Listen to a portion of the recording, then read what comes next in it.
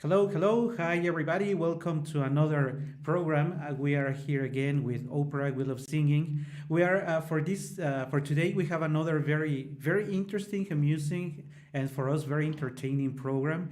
We will be talking. If you noticed the title of today's program, we are going to be talking about myths, facts, and anecdotes. If we happen to recall an anecdote related to the 12 myths or facts that we are going to be sharing with you today.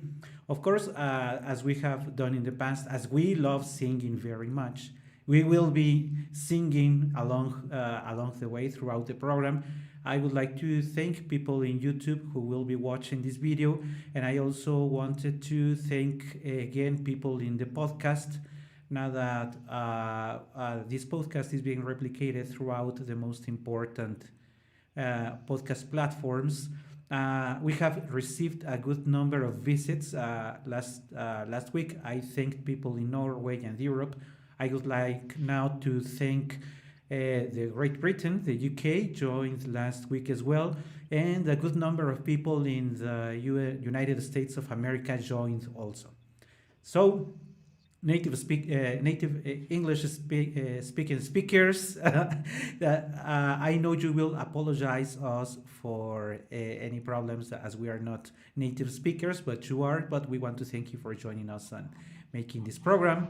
And also, as we would like to start with today's, you may recall if you have followed our program in order. You noticed last week we voted in each of the topics.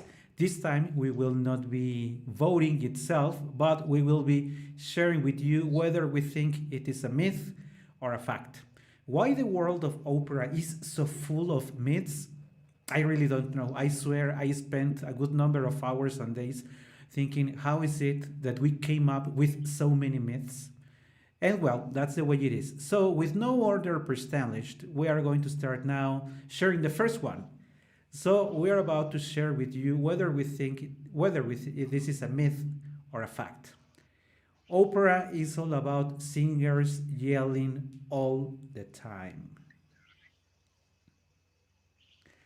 And you can tell by Katya's image on the camera that she does not agree. What do you say? Is it a myth or a fact?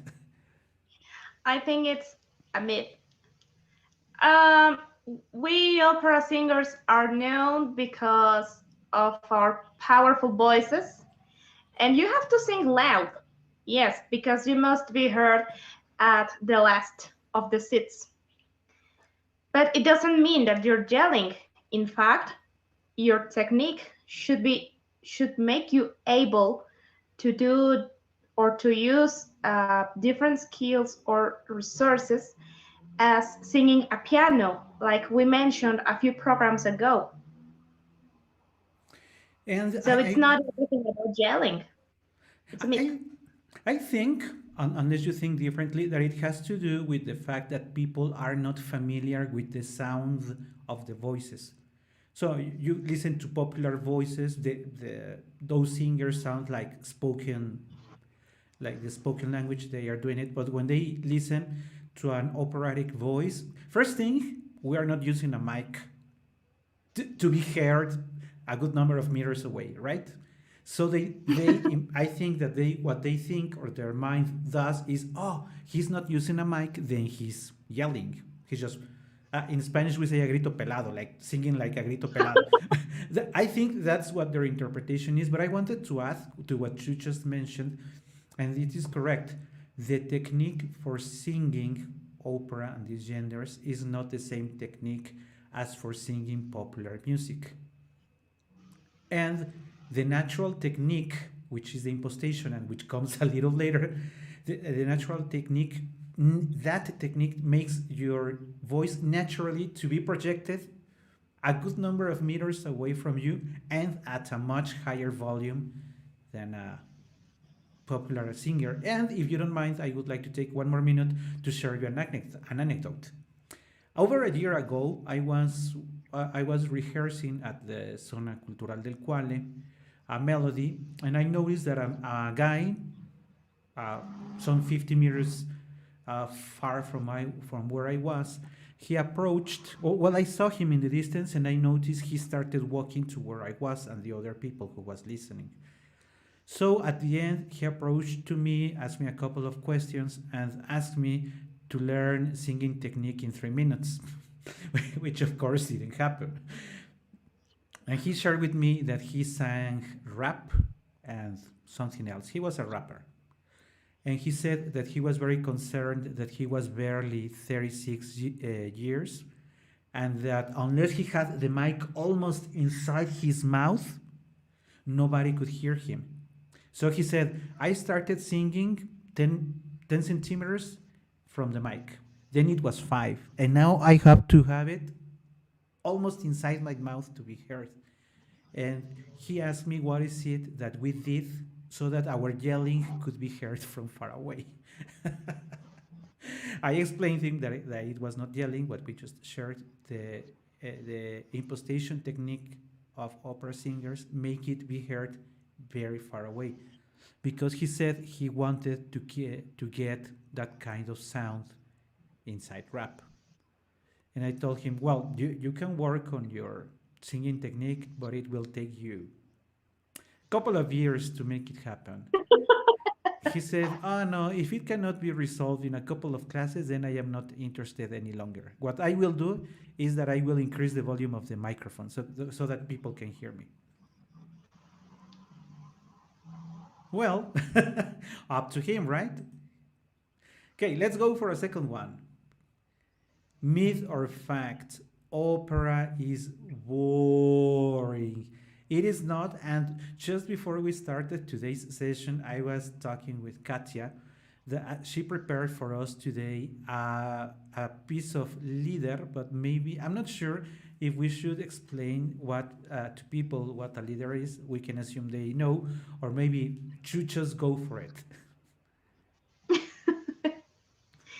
Well, if you want, I may sing it and then we talk about leader, Sure. the differences between lead and opera, and why lead is not boring, but opera neither is. Yeah. Okay, let's go ahead.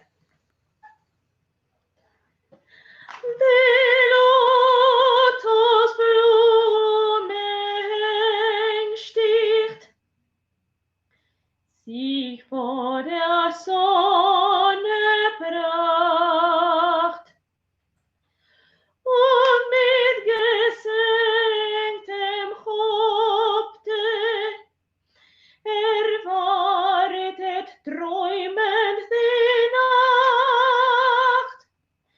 Der Mond, der ist ja Bulle, er weckt sie mit seinem Licht und ihm entschleiert sie freudig, ja frommes Blumengesicht. Sie blüht und leuchtet und starret stumm in die Höhe. Sie duftet und weinet und zittert vor Liebe und Liebesschwäch. Vor Liebe und Liebesschwäch. And where is the super high note at the end? It's not opera. There is none. And that's one of the things why people think that very fine genders, such as leader, many people find it boring because people are expecting that high note or that long note at the end. So when the singer finishes, just like you did, people start is left like and when are the pyrotechnics being sung, and there is none. But and also the other challenge, and it is the same case for the opera, is that most operas are in German, French, and English. And unless you're a native speaker or you speak proficiently any of those two languages, it will be very difficult for you to understand.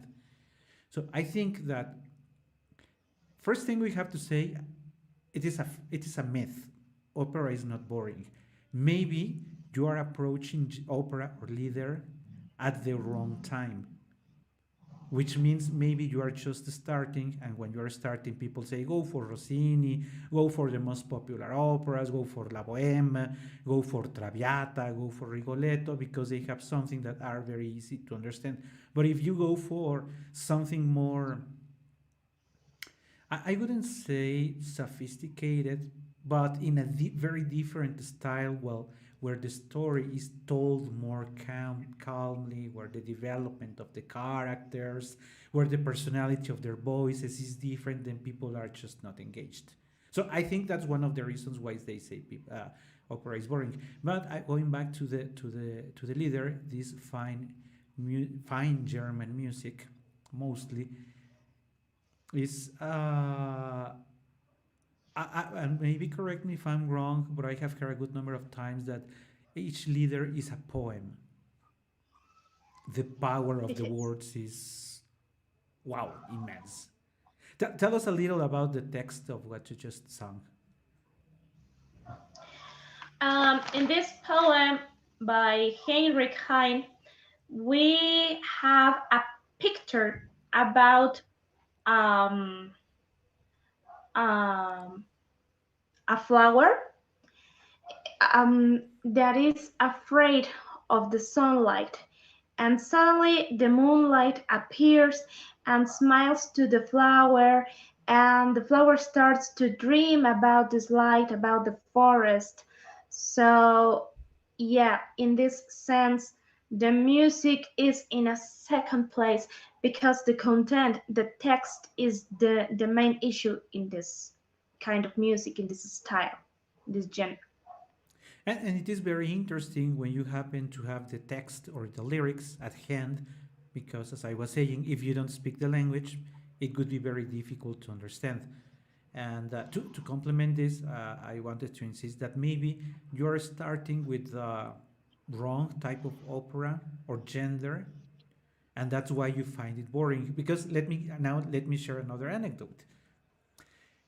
When one starts singing, well, not for the sopranos coloratura because they still are, but for other younger singers who fall in love or whose immediate goal is to sing a note, I would say, I want to sing an A that will last 8 seconds. So you will go la until you hold and see if it has good color and all that. No, but and that's what all I was interested in, melodies or songs that have high long notes to show off.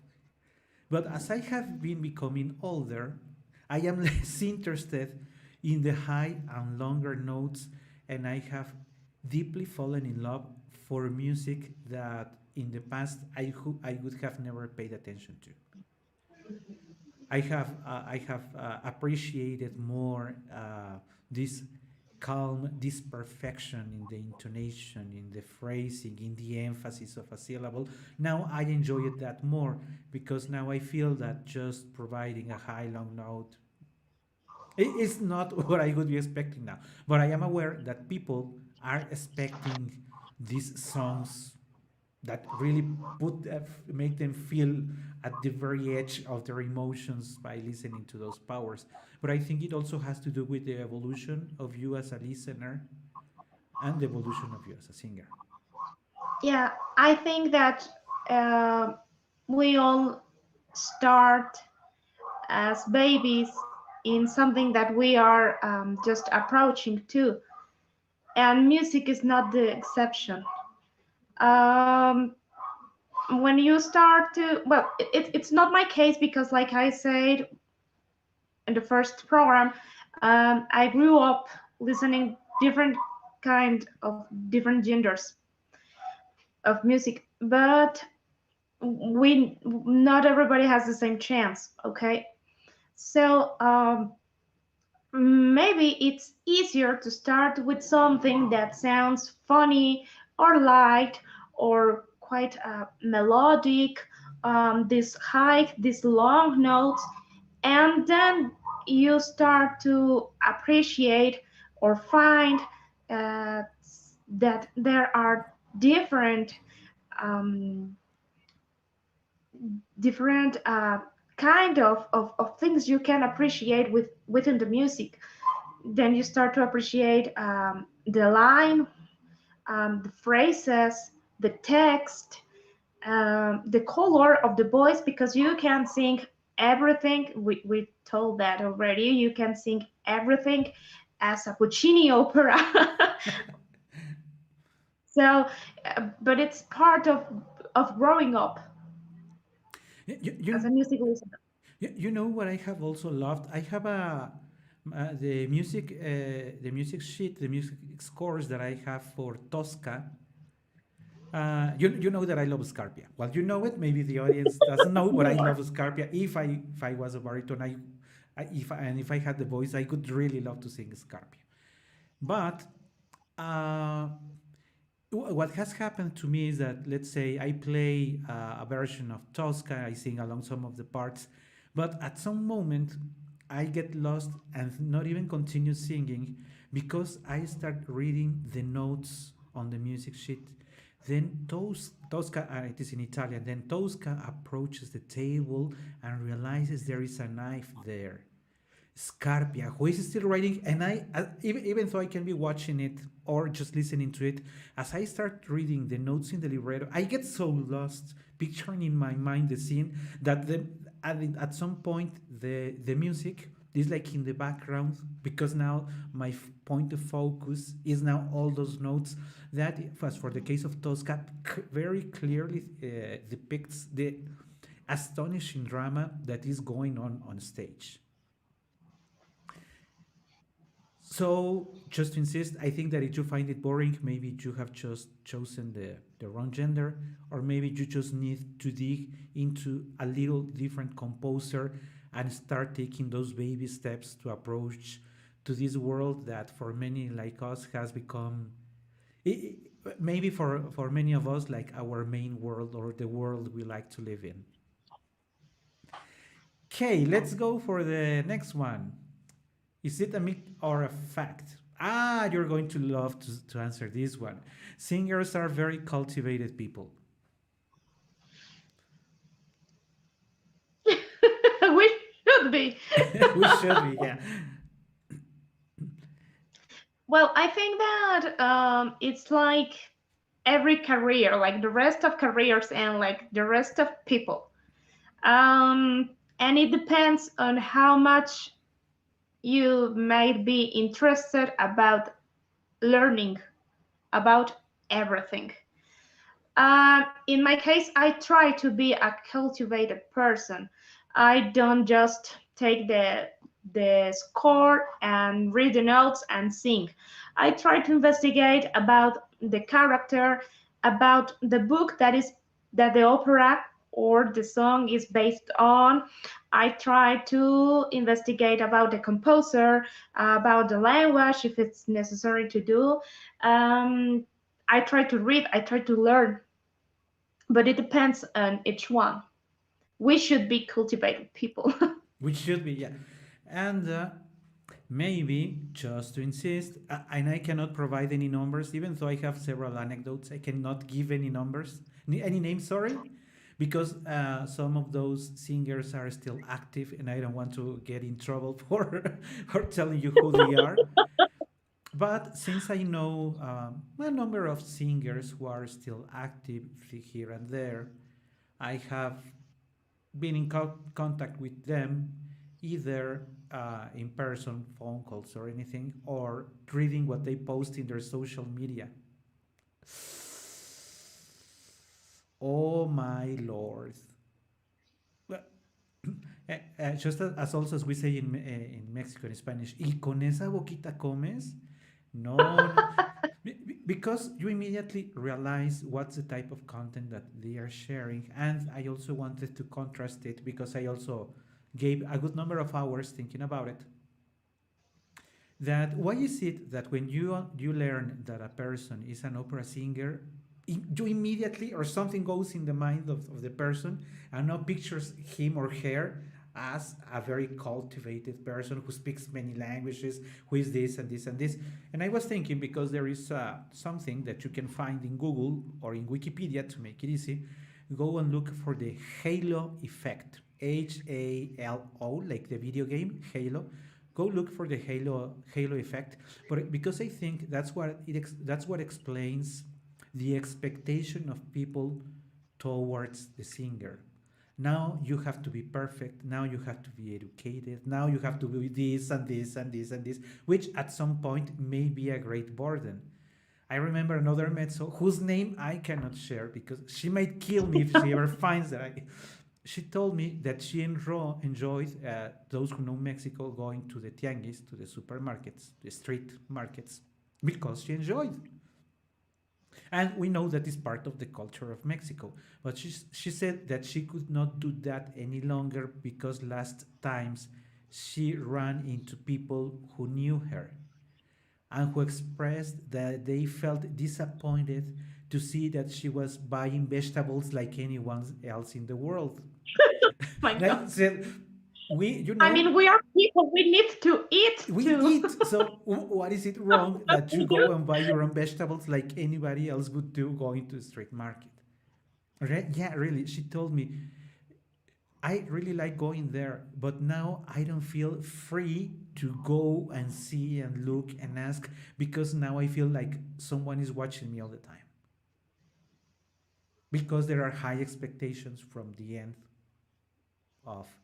I remember also that when I used to go to the Conservatorio Nacional de Música, those fellows, those students who felt, there is always someone who feels the top over everyone.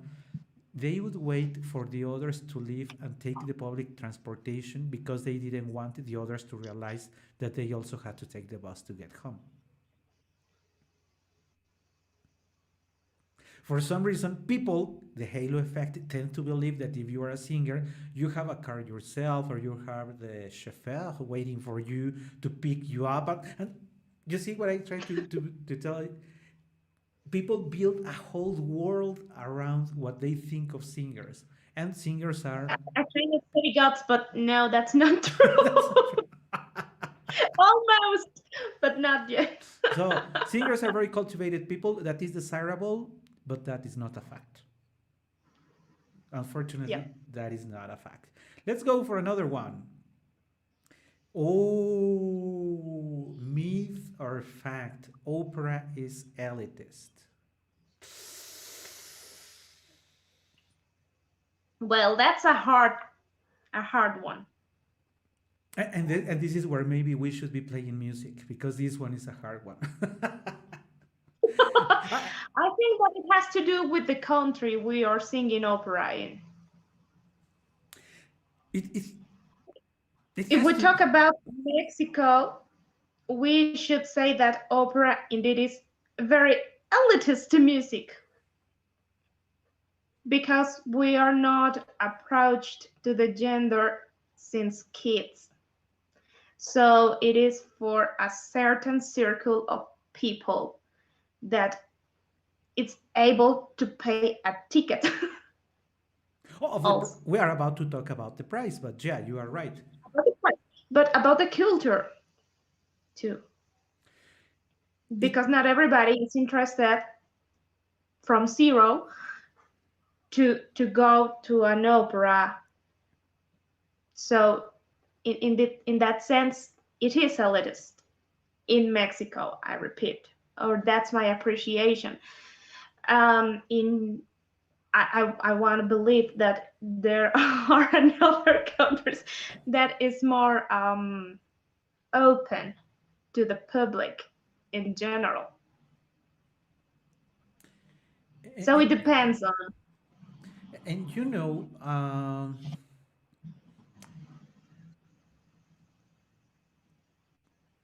the thing is that Mexico has very clearly separated, or the the social classes, whether you are an aristocrat or someone with good economical resources, and whether you are not and you are poor or something like that. Um, the perception, at least, is that opera is only for this elite of people who were born and have a given a family name that has lots of importance in the economic or political circles. I have been lucky. Now, an anecdote. I have been lucky to invite a good number of friends to attend the Opera de Bellas Artes. There are very few, for people in Mexico know that the Opera de Bellas Artes has very few representations throughout the year.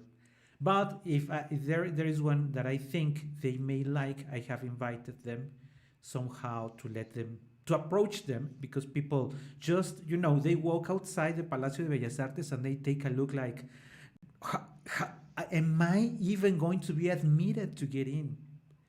How much is the ticket gonna cost? Which we are about to discuss. But they feel, in terms of social differences, that they shouldn't be approaching places like the Palacio de Bellas Artes. And I have invited them. They have many times asked me how to dress, how to behave, what to do, what not to do, which of course is of some value, because people sometimes may fall out of a given behavior. But what I tell them is that, because they realize that many of the people that go, especially the ones on the first floor, they are usually of very good families, and they go there just to share something the very next weekend with the family. And that's why it is perceived as elitist. And yes, it is elitist, but from the perspective of more than culture, it has to do with the perception of the social class that you belong to. At least in Mexico, I hope that is not the case of yours in your country, but that's the way it is, at least here. But don't be afraid, approach. We are about to talk about that. And I was Yeah, saying, I have heard a little bit about this. sure.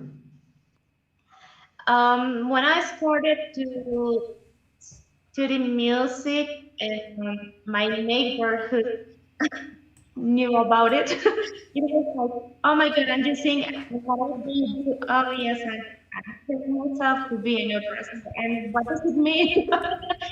And the first times I started to sing, my neighbors were like very curious what is it? Are you gonna invite me when you sing? But now it's kind of normal to listen my concerts. I can say that I have made a difference in my neighborhood, and I'm satisfied with the result. And I think, or I am pretty sure, that now it's time that you share with us another song. I know that you would like to sing for us one of the most famous composers, uh, but we will not stop there, because it's going to be a Paulo Tosti's piece, if I am correct. So why don't you sing it, and then we share our comments. Okay,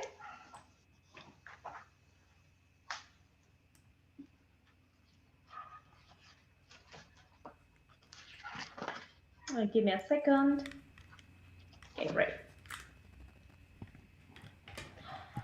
Se ancora porti un dolce sorriso, mi ripeti alla tua vita in questo amore. Volevo dirti che i tuoi occhi nei tuoi occhi, nel tuo viso,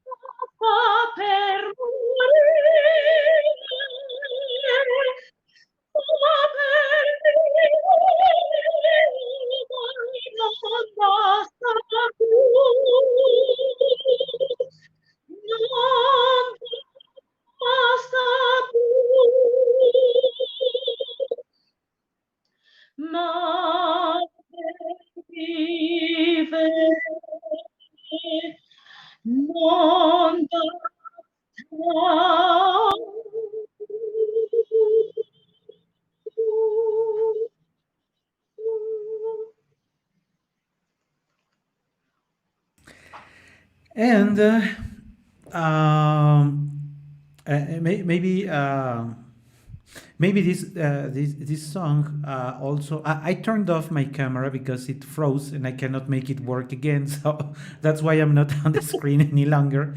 Things happen. Uh, Angel of music, can you hear me? yeah, we could something like that. I could be. What could I be? What character could I be? I will think of something. But I wanted to tell you about this music. Provided that names of composers such as Paolo Tosti is also in Italian, and if you don't speak Italian and you happen to know him or know not him, not knowing him, emphasizes the fact that people find it elitist and are afraid to approach it because they hear someone talking about Bellini, Verdi, Donizetti, Gounod, Bizet, Mozart, Tosti, Moreno Torroba, and they say, I don't know any of those. I just know, as for Mexico, Juan Gabriel, Vicente Fernandez, Rocío Dúrcal. So they feel apart, and they are afraid of approaching it. So, at least for the case of Mexico, with this very established difference in the social classes, I would say that it is a fact. Opera is elitist. But we want to work hard so that it eventually will become a myth. Let's go for another one. Let's go for, oh, opera singers use angulated voices to sing, which is not natural compared to popular singers. Before we say it is a myth or a fact, let me tell you the anecdote where this one comes from. I was listening to the radio a good number of years, those morning shows that most the mothers like to hear, talking about health, children, education, blah blah blah. So they invited a popular singer, Mexican singer, who happens to have been very famous in the 80s and now was teaching singing. And I remember that he opened his comment saying that he decided to become or to teach people how to sing because he knew he was a very good singer. So he wanted to pass all this knowledge to others. To which you guys say, okay, it's right. And that he would use a natural technique, that their voices of his students would sound natural, opposed to opera singers who use those horrible unnatural angulated voices that nobody likes. After those faces that you just made, what do you think? Oh my god.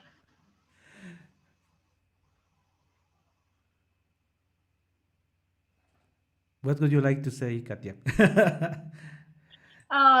Well, it's a kind of difficult to know where to start from. Um, for me, for me, angulated gives me an idea that the word is like constricted in the throat, in gola, in the throat. And in my experience, learning to sing is completely the opposite idea. To take your voice off from the throat. You have to use the words, you have to think about a production animation, and you have to use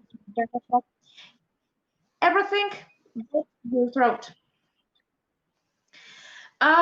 It's not the most natural voice because if we are honest, you don't you don't talk like you sing opera, but it has to be your voice, and you have to start from things that your body really can feel like natural sensations and natural uh, words.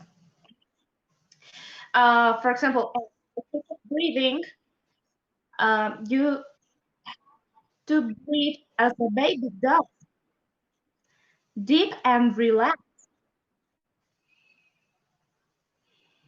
So that's natural for me. right? But natural. It's not an extra effort. So not a natural voice, like I said, because I don't uh, talk like this and sing opera in exactly the same way. That is not a fake voice. So I would say, And I need to agree to that. I also think it is a myth. What I think it is a misunderstanding. Engolated because there is a confusion. You say, how does a tenor sing? Let me think. Recondita armonía. When you sing recondita armonía, that is the sound, the natural sound of a tenor voice.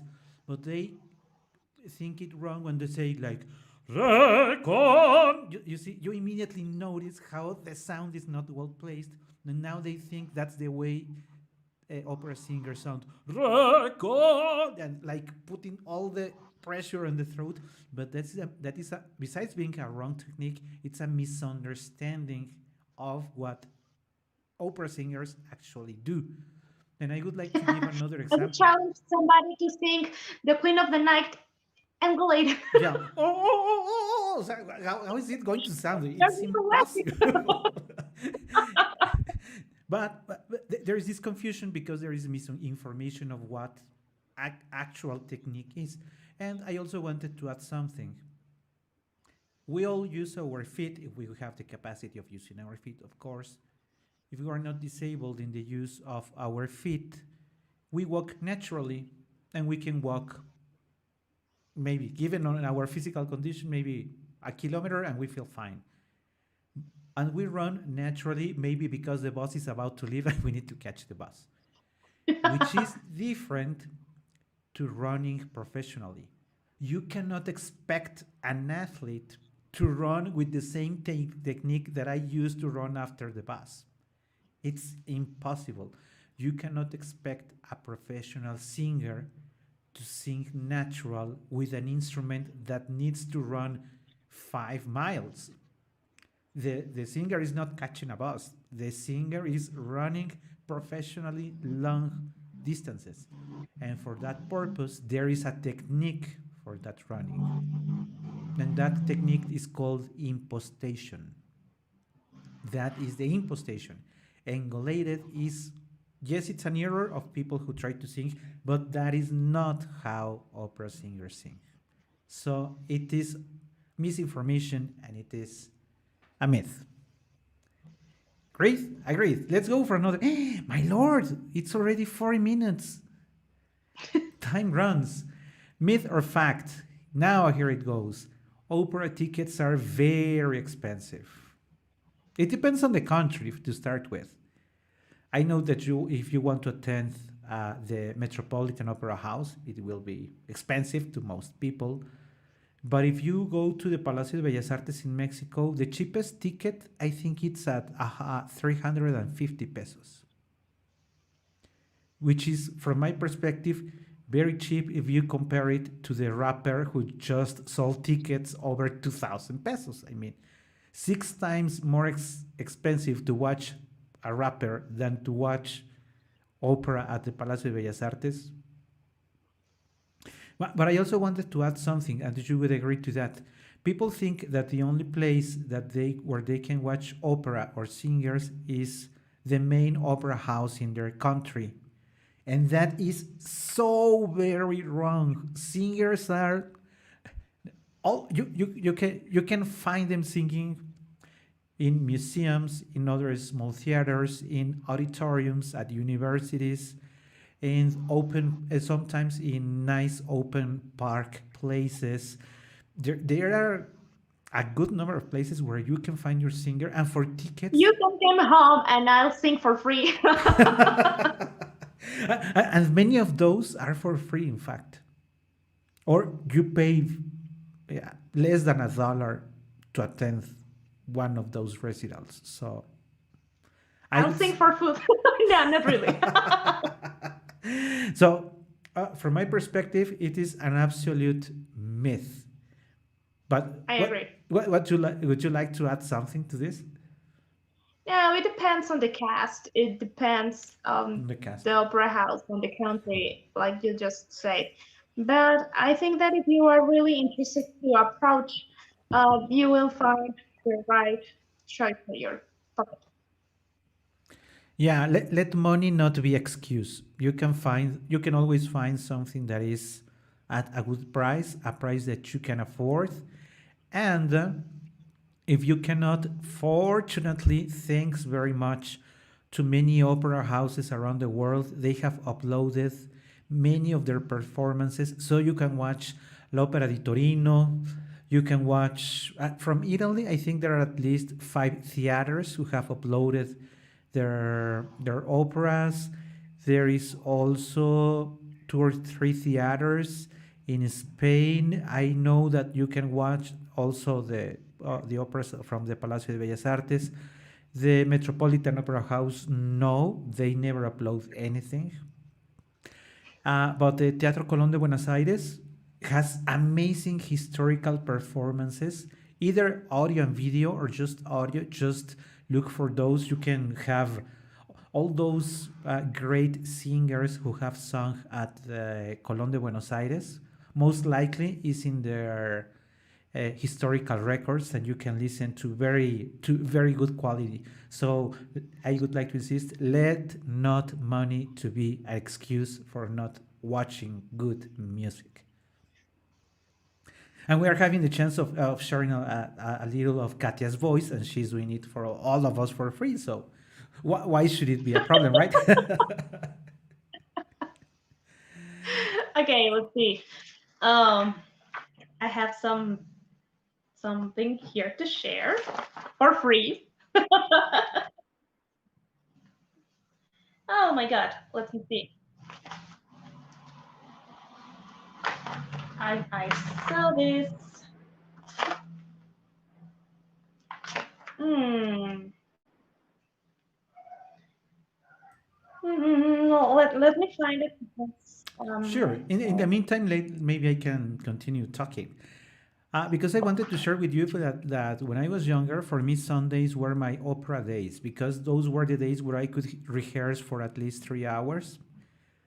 Because something that people are not usually shared is that when a singer is not singing on stage, he still needs to practice and he needs, again, as he's an athlete, if he's going to run 5 miles, he needs to rehearse for those 5 miles. He cannot say, I only run 200 meters and that will immediately make me endure the 5K. No, that's not going to happen.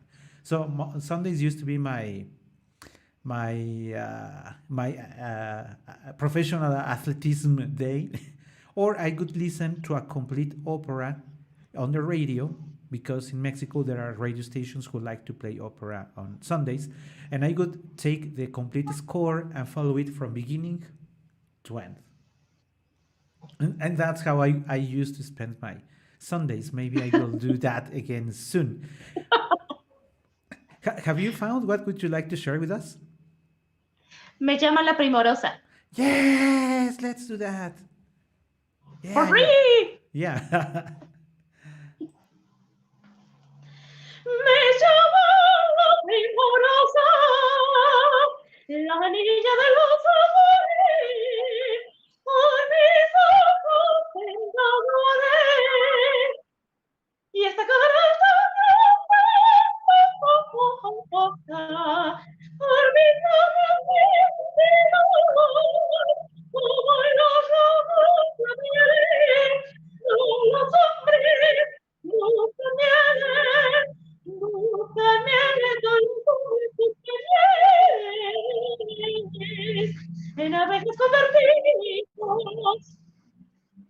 Ah,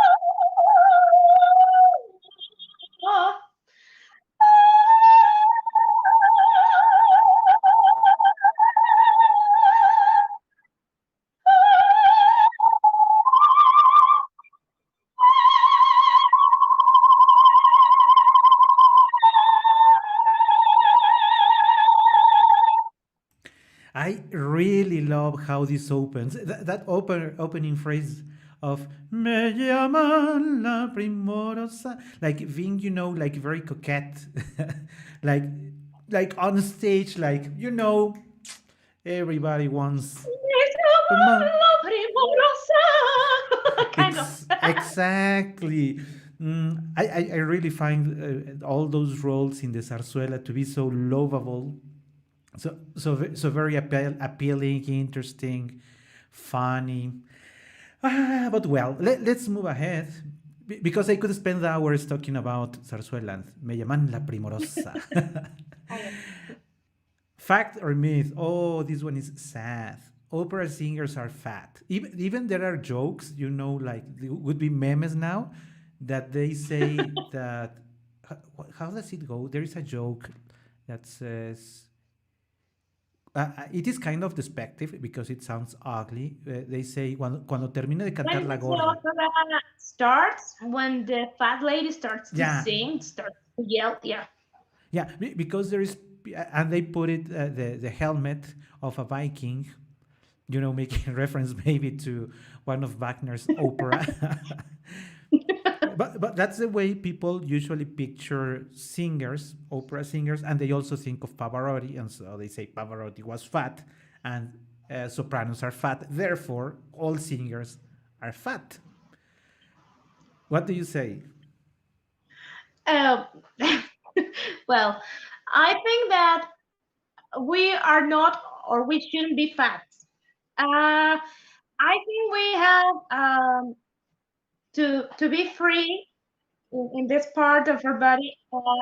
It's a fact that ribs are opened. We have open ribs because we need to breathe and we need to use our diaphragm. But it's not fat indeed. It shouldn't. We need to be healthy people. We need to eat well. We need to make exercise. And maybe we are not an athletic person, but you don't have to sing, and you are not a good singer if you are fat.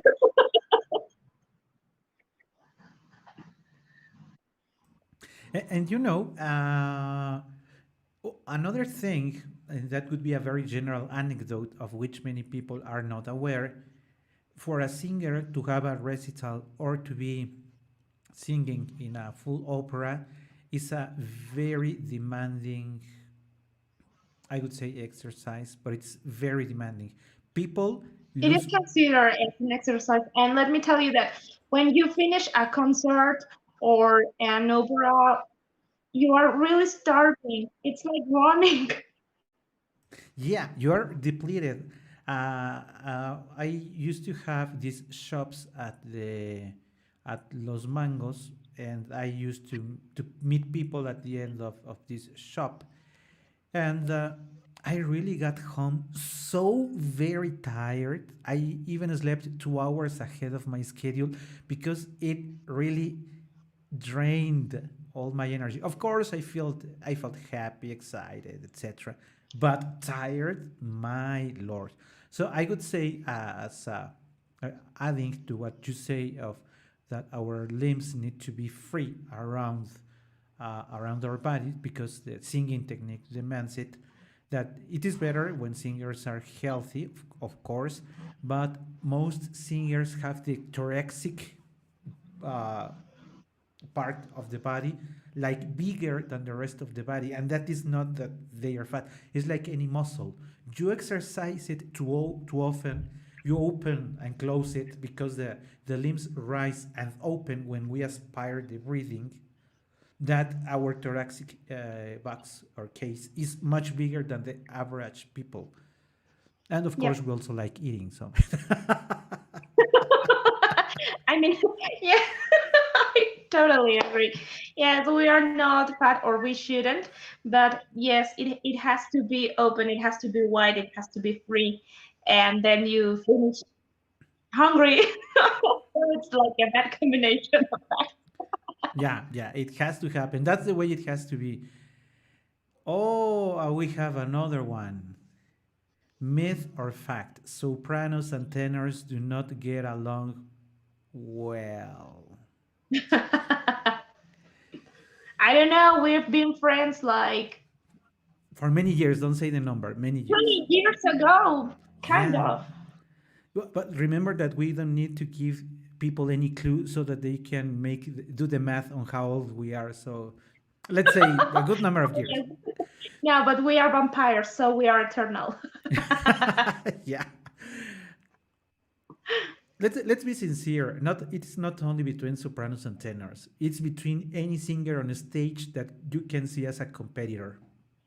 If it is the mezzo and the soprano and the two have to sing a duet, they at some point will be confronted on who is going to hit the note higher, who is going to keep it longer, who is going to give it more volume. At some point, there is some, not all the times, unfortunately, but there is some competition, but in the wrong sense. And there are many anecdotes of which I cannot tell any names again because some of them are still singers inactive, that I even left them as friends because they would approach to me saying, "You know what baritone name?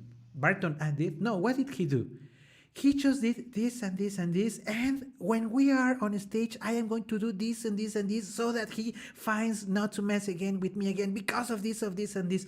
And I said, and you have lived it, I am pretty sure. It turns also to what we call in Mexico like peleas de vecindario, like gossiping, like not very healthy places. But I think it has to do with the emotional intelligence that we also discussed some programs ago. You have to understand that you will not always be the most important singer on the stage. There will be a time where you will have a more important singer to your left or to your right who will sing five pieces and you only two. You will be the secondary. That will happen eventually. So you have to Yeah. understand that you will not be always be the top name. And Yeah, it's not everything about you, it's about the music, and you have to be smart and humble and learn to work as a team and know that your partners are such as important as you are, and you are doing something that is not for you, for yourself, it's for the public. yeah, absolutely. And I like that you mentioned that it is about a team because when I was thinking of today's program, what came to my mind is that we always remember what tenors or what singers run into a fight or they did something, even stopped. They said, "Oh no, I am not singing on the second act because this lady did this, and this, and she received the applause at two times, and we said that it was only going to be one time." And on all those children things, but it is true that there are many artists that do not go out on stage any longer for the final act because something like that happened. But fortunately, there are cases when there is good chemistry among the singers, and the two examples that always come to my mind are, in one hand, Maria Callas and Giuseppe Di Stefano. They also had many fights on the stage and outside the stage, of course, but they did many nice things together. And the other two are Montserrat Caballé and José Carreras.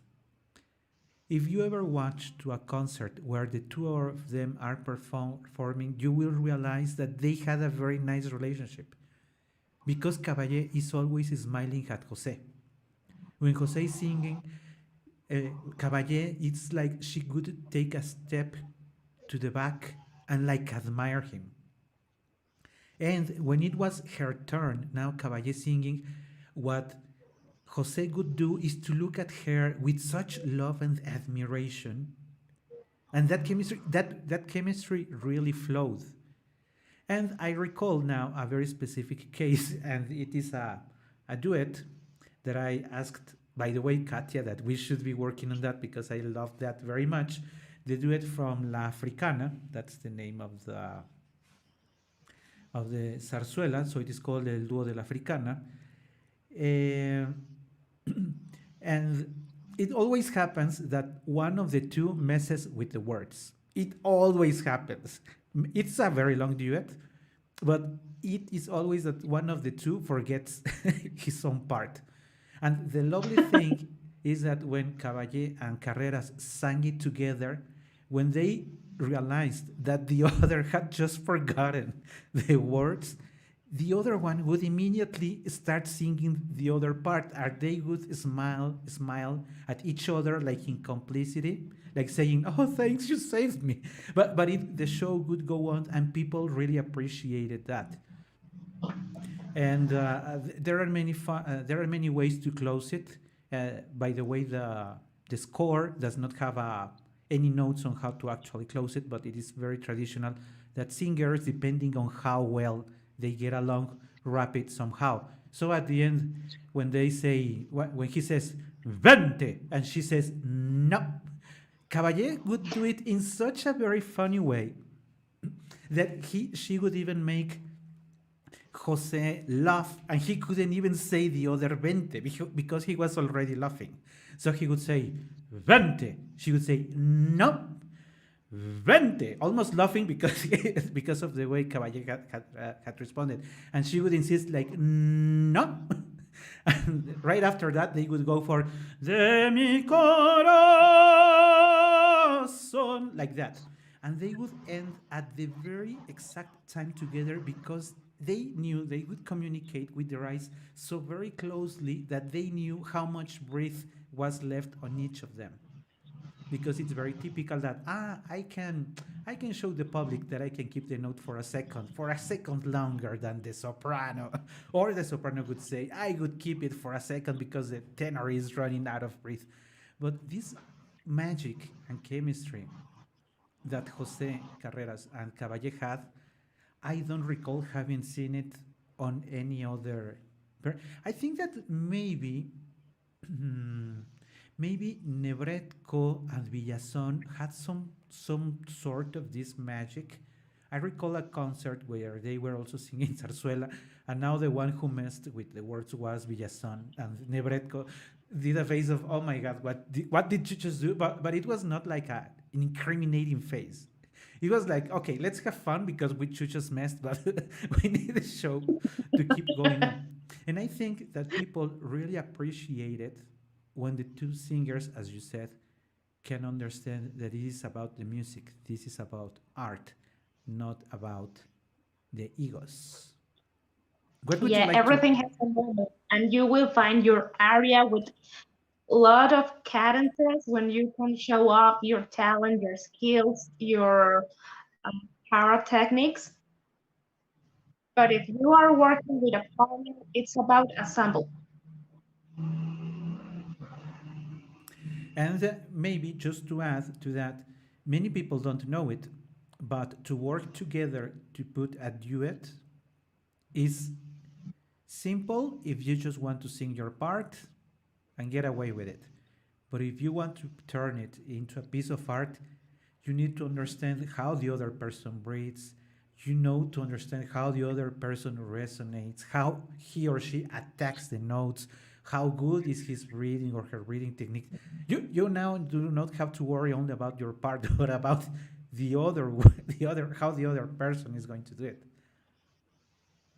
Yeah, it's a kind of marriage. You have to know how does your partner work.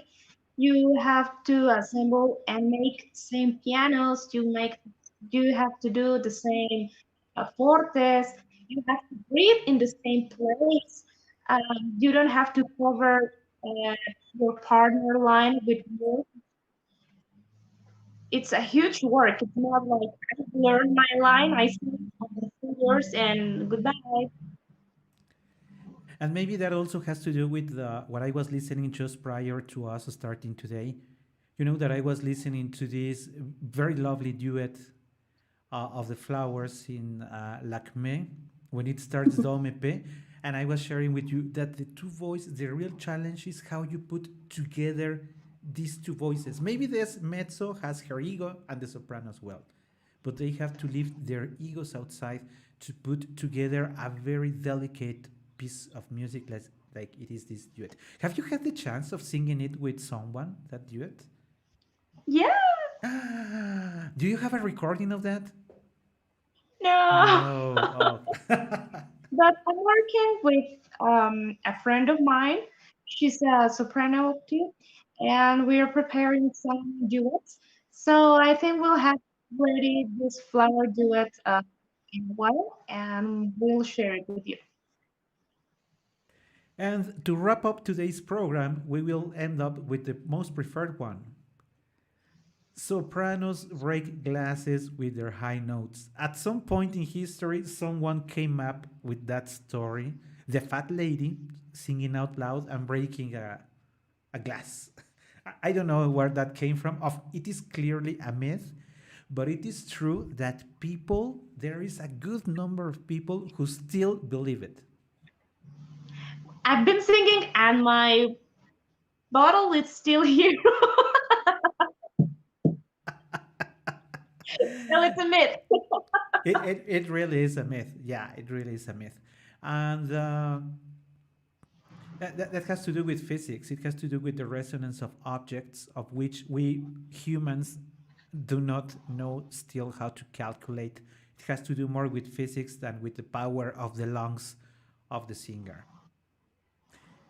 Yep. But maybe you believed I it when you haven't were. tried, but I know that it's not gonna happen. You ever tried when you were a child? Because you saw at some Yeah, point in your life you heard it, right? yeah, I heard it, but no, I never have like the curiosity to check if I'm able to break a glass or not. I just let it go. And I think the last one we mentioned in a previous program as well, uh, because people sometimes take the criteria that say, oh, this guy or this lady was a very famous singer, so she must be an excellent singing teacher. And that is usually a No. myth. In fact, there is people who say that the worst teachers are usually the ones who were good singers, which may also be a myth. Wow. Yeah, indeed. Oof. It's not the same to be a good singer that to be a good teacher because probably you understand at perfection how your body works and you can use your voice in a marvelous way, but you are unable to explain that to somebody else. So unfortunately, it's me. Yeah, it's unfortunate that it is a myth. There is no guarantee that anybody is going to be a good professor. I know that you have some students, so even each student is different, have different ways of understanding what you're explaining them. So, oh, I'm sorry to say that, guy. So, if you wanted to study with Pavarotti, Pavarotti may have been a good professor, but he may have not been. I don't know. No Yeah, guarantee on that. there's no guarantee that a great singer will be an awesome teacher too. Unfortunately, You to check that this singing teacher um, has a vocal skill that has good results, and probably you will learn from that person. But it's not a law that if that person sang great, you sing great too. yeah, absolutely. Well, And those were the 12 myths and facts that we wanted to share with you today. Of course, there are many others. My complete list was over 20. But if you have noticed your clock, we have already exceeded an hour. In fact, for today, this has been the longest program we have had. So apologies for this very long program, but you know that we both enjoy singing and sharing this content with you. And I hope that you can join us for our next program. Katya, how about you? How would you like to say bye bye? I would like to say bye bye with a little piece of Durserlichkeit. Okay. Good way of wrapping up today's program. Durserlichkeit und Freiheit, die Seligkeit und Scherzen, in Loben und Ehren, der gute Mäkelei, der gute Mäkelei, wovon ich erzähle, und wollten sollte vorgehen, und wollten sollte vorgehen, warum sollte ich